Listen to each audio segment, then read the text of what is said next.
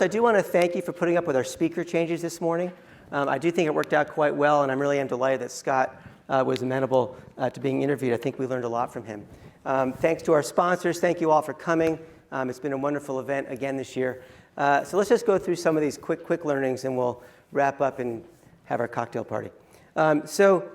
Starting with Scott. So we did learn that Scott is a bonsai master, right? And we did learn that Scott was delighted to call on Jeff Bezos. I did talk to him after that. He did have a connection. It wasn't just a cold call. I feel a little bit better now.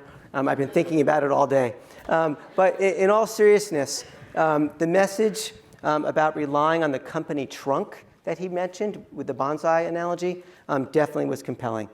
Rebecca taught us the importance of vertical and horizontal knowledge in marketplaces, which I think is absolutely spot on. Lisa told us about the importance of having a success list as opposed to a to-do list, and all the while seeking, I guess what I would call intense criticism as opposed to praise. I've dealt with a lot of entrepreneurs who like praise. I mean, we all like praise, but the praise isn't always that helpful.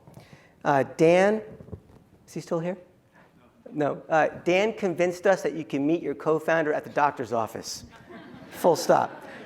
Alexa taught us to toughen up. I mean, good heavens. She had the baby, her baby, and she sold her company in the same week. That's just insane. But her point, seriously, her point about hiring up and then trusting those hires to do their jobs, absolutely spot on. It really, really stuck with me. Gwen, I'll start laughing again probably. It's just absolutely fantastic. She convinced us to travel the world, right, to advance your entrepreneurial dream, and that story is just incredible. I'm just shocked.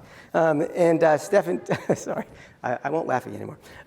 It's an emotional laugh. I'm not making fun of this. It's actually incredible. Stefan Todd clearly taught us that taking a company public at 24 is absolutely silly and insane. It might happen now in this day and age, but very, very rarely. It did happen a lot back then. I was actually a corporate lawyer back then at Ropes and Gray. And I remember taking companies public with people like you, and it was really insane. And I would carry back these large checks back to the office. That was the olden days before money was transferred. I literally would take a check, for $100 million, put it in my pocket, and jump on the airplane, go back to Boston, and hand it to the client. It was quite insane, but it worked out well. But moving fast forward, picking investors wisely is certainly something that we all need to take very seriously.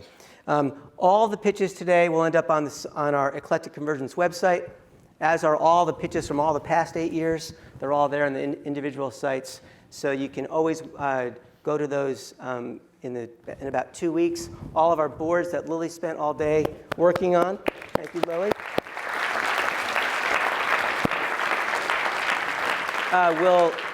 Will also be on our website in very short order. So with that, we are adjourned. Have a great cocktail party, and thank you again for coming. Thanks.